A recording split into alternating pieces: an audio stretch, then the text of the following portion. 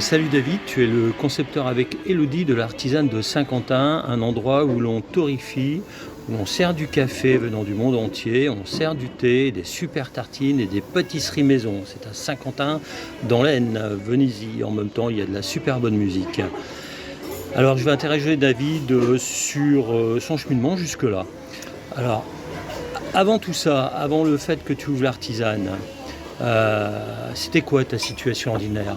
Alors David, tu vas tirer une carte et en fonction de ce que tu vas voir sur la carte, tu vas parler 2-3 minutes de ta situation ordinaire. À toi de jouer. Salut Armand. Alors attends, tac, je tire une carte. L'ermite. Ah tiens, c'est rigolo. Ma situation avant, j'étais commercial en fait. J'ai toujours fait du commerce dans ma vie. D'accord. Et puis, c'est rigolo de tirer cette carte d'ermite parce que j'ai toujours été quelqu'un d'assez solitaire en fait. Plutôt dans ma tête, pas forcément autour de moi. D'accord.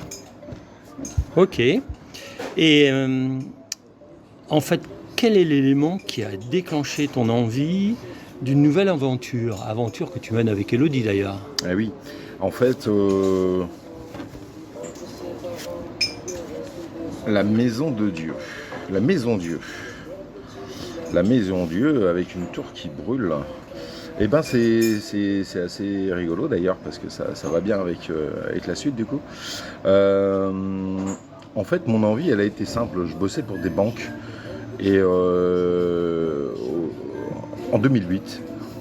À l'époque du fameux krach boursier, et c'est rigolo d'avoir une tour qui brûle devant moi, parce qu'en fait c'est ce qui m'a donné clairement envie de changer de vie, de changer de métier. Elodie a repris une torréfaction et tout de suite ça m'a plu.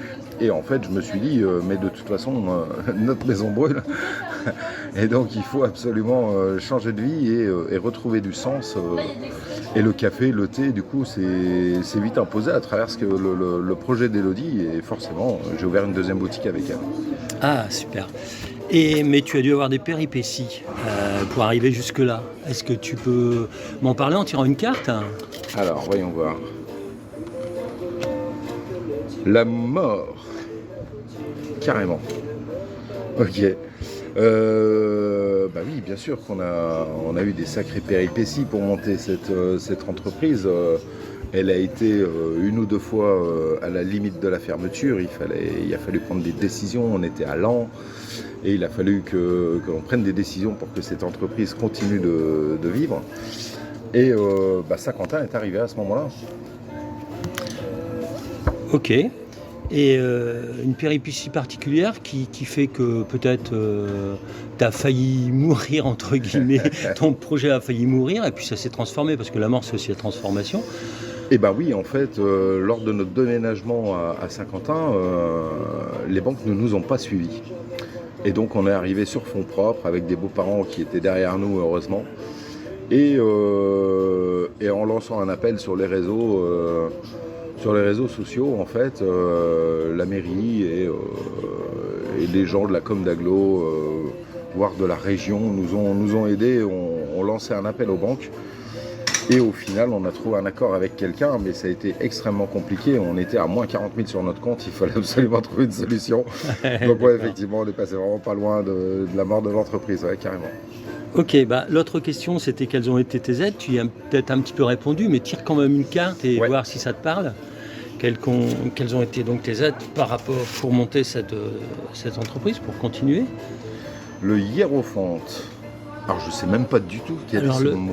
Le hiérophante, c'est un petit peu le pape dans la tradition. Okay. C'est un peu un guide, si tu veux, un peu un guide spirituel entre guillemets. Ok.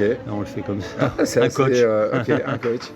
Eh ben écoute, c'est pas mal parce qu'effectivement, c'est vrai que arrivé ici, on a quand même eu pas mal d'aide. On a eu pas mal de soutien, aussi bien de la part de la clientèle qui a tout de suite été là. On a tout de suite compris que ça manquait, que ça plaisait, que les gens voulaient ça. Donc on savait qu'on était dans le bon chemin grâce à ça. Et puis les aides, ça a été la famille, les beaux-parents qui ont été là tous les jours non-stop à nous soutenir, la famille. Et les pouvoirs publics aussi qui ont été là à ce moment-là pour nous filer un coup de paluche. Ok, alors une dernière carte, puisqu'il y avait 5 questions. Et maintenant? Et maintenant, alors voyons voir cette dernière carte. Le monde. Ah, le monde. C'est et maintenant, eh ben oui, le monde forcément, le monde est là. La clientèle est là. On était à 2 lorsqu'on a démarré cette entreprise et désormais on est une équipe de 6 et du coup, bah oui, on n'est pas tout seul. On n'est pas tout seul. On a réussi à monter une équipe avec nous. Les gens sont là. On nous suit. Et le monde nous connaît. Hier encore, on était au Paris Coffee Festival et on a été toujours surpris de voir l'aura que l'artisane développe à travers la France, parce qu'on a rencontré tout un tas de gens qui nous connaissent et qu'on ne connaît pas forcément et qui parlent de nous. Et on est toujours un peu surpris de cet effet d'engouement. Et cette carte, du coup, représente bien ça. Ouais, pour moi, elle représente bien le monde qui nous entoure et les gens qui sont bienveillants autour de nous.